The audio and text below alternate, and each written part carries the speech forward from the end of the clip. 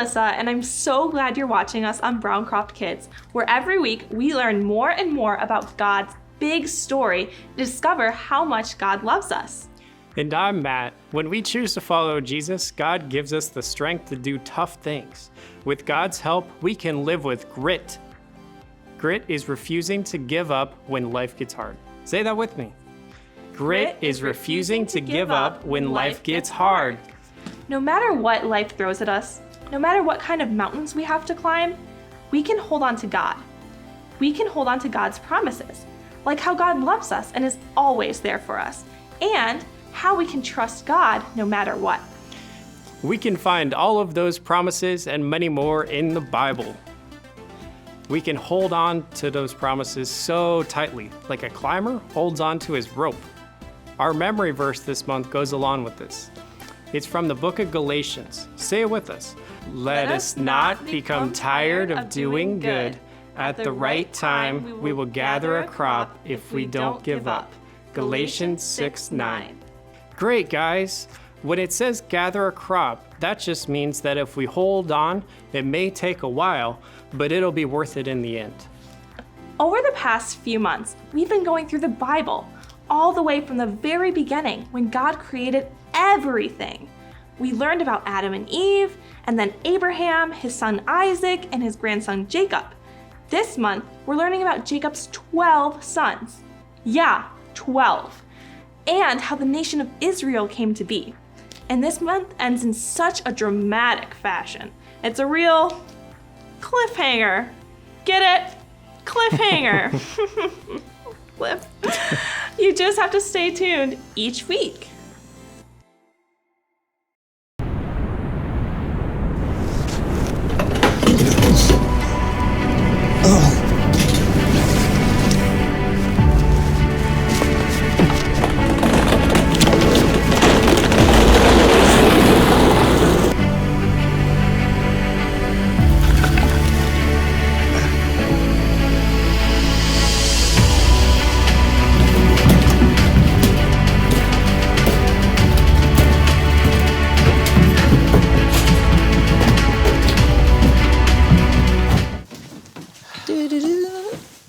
Brandon, what are you doing?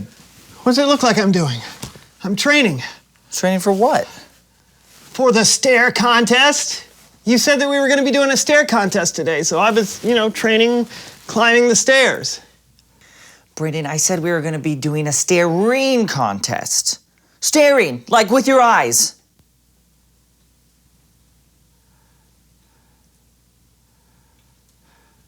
Yeah, that makes more sense.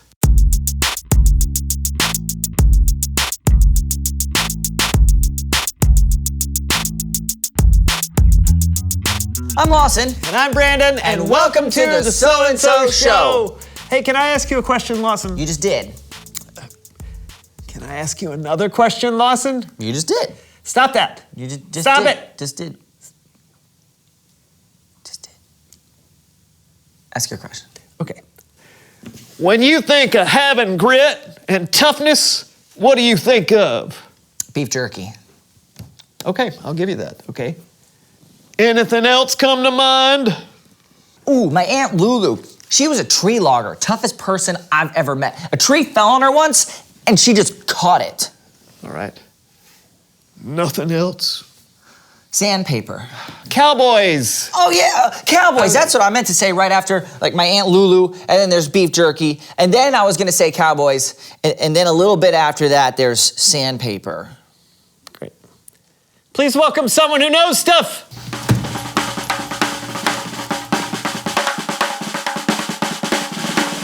Well, hello, partner.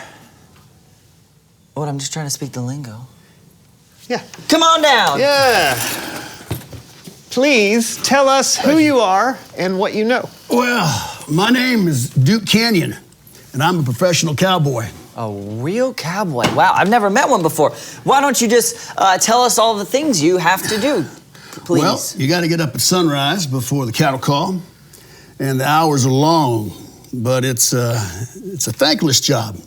Someone's got to do it. We may be in the background, but we are important. You know what I mean. Yeah, I know what you mean. It's true. What would we do without you? You guys help create some of my most favorite things: burgers, steaks, beef jerky. Well, how many other cowboys do you usually work with? Well, it depends on what we're doing. If we're in a cattle ride, could be 30 or 40 of us. If we're in a fight, might be 3 or 4 of us, or maybe 30.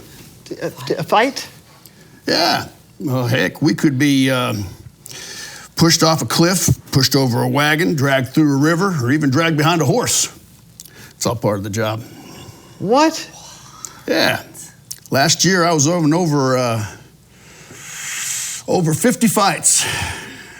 Yeah. I've had bottles broke over my head. I've had chairs broke over my back. I've been drugged behind a stampede of horses. It's all part of the job. Why would anyone want to do a job like that? Well, you don't quit the job because it gets hard. You got to keep going. You keep trying. It's all about pushing through, ain't it? Yeah. Well, speaking of that, I think it's about time for me to ride on out of here. Oh, well, thanks for coming on the show. You headed back to your cattle now? No, as a matter of fact, the next one's going to be a train robbery. A train robbery? Yeah, but it doesn't start filming now for another 2 weeks, so I'm going to the Bahamas. The Bahamas? Filming? Yeah, I didn't tell you? No. I'm an extra and a stuntman in Westerns for film and television. Yeah. I didn't mention that. No. An extra? Yeah. So you mean all the fighting, all the bottle breaking, the cliff throwing, and the train robbing was only in the background of a television show? Only? Now, hold on a mo. I'll have you both know that I've had me skull crocked, I've had me ribs broken, and I've had me teeth knocked out. And let me tell you, it's more than a few quid to get those punched back in, too. Oh, sorry. I didn't know what a quid is. I'm sorry. That's all right. It's probably the most dangerous job I know, but I wouldn't trade it for anything. Well, adios, partners. Yeah, sure. Adios. Adios. Adios. And thanks again. Bye, partner. What just happened? I don't know if I'm disappointed or if I should chase after him for an autograph. Same. It's Bible story time with Kellen.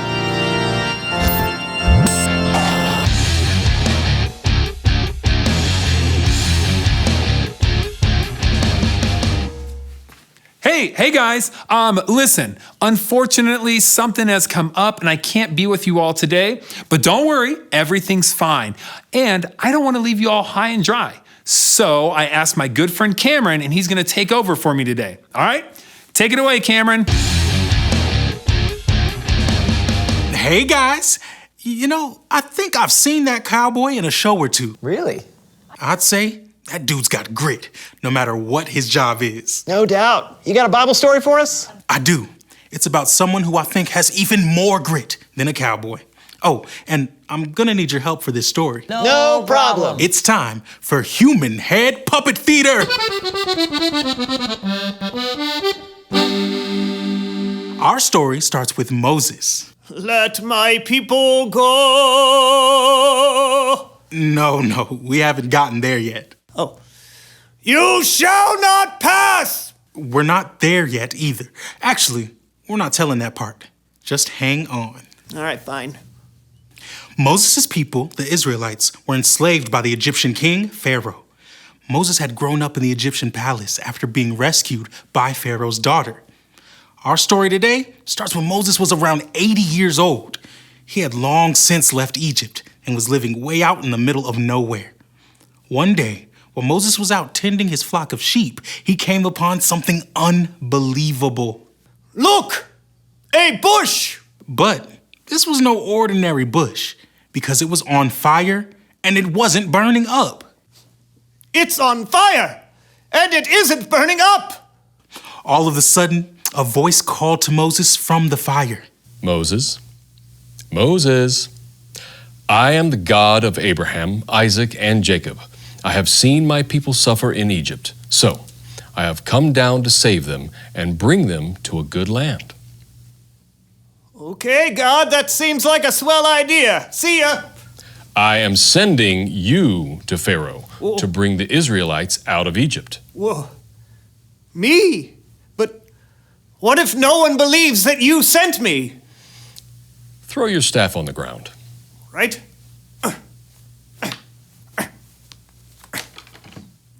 God turned Moses' staff into a snake. Wah! And then back into a staff. Well, that was weird. It was cool, but it was weird. I'm still a little nervous about going back to Egypt. You see, Moses didn't feel like he was the greatest public speaker or the right person for the job and wished God would send someone else. But God knew Moses had it in him, so God promised to help Moses communicate with Pharaoh. Moses' brother, Aaron, would help. God would speak to Moses. Moses would tell Aaron what God said, and Aaron would relay God's message. Before long, Aaron and Moses went to Pharaoh. The Lord said, "Let my people go." The Lord? Who is this you speak of, and why should I care what he says? And why is it so hot in the desert? Oh, you know what? I am not going to let your people go. Instead, I'm going to make the Israelites have to work even harder. Man, I'm a good Pharaoh. Well, as you can imagine, the Israelites were pretty mad that Moses made things worse for them. And I think it would be safe to say that Moses was pretty upset too, and probably wanted to quit. But with God's help, Moses kept going. He went back to the Pharaoh by the Nile River. The Lord sent me to tell you to let my people go. But you didn't. So this is how you'll know that God ain't playing. I will strike this water with my staff, and the river will turn to blood. Yeah.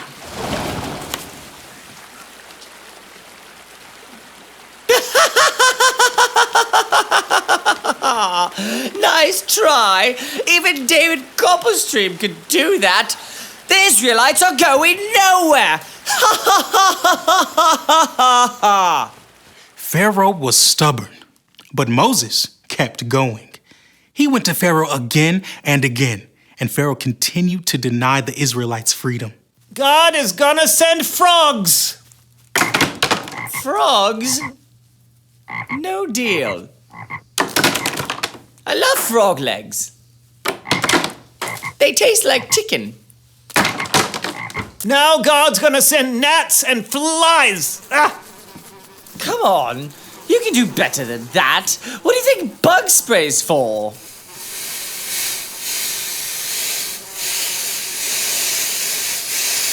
Now all the cows are gonna die. You're gonna get terrible sores. There will be hailstorms.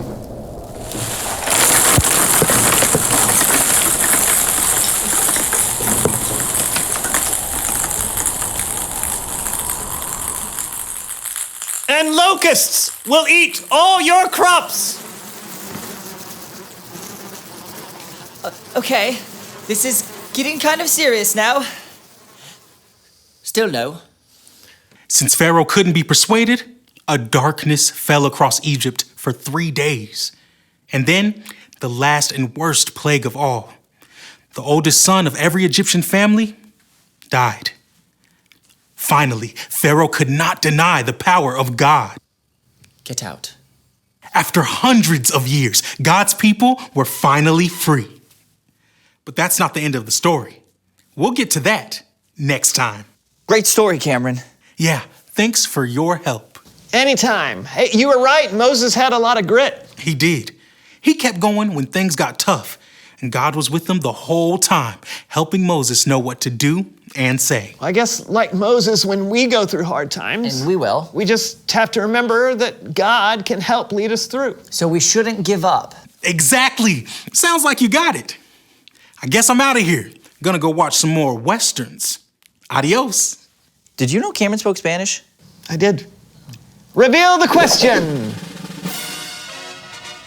When have you been through a hard time? Wow, this could be a lot of things. You could be having a hard time at school with someone picking on you, or maybe someone close to you has died. Yeah, or maybe you're having to deal with the consequences of a choice you made that may not have been very wise.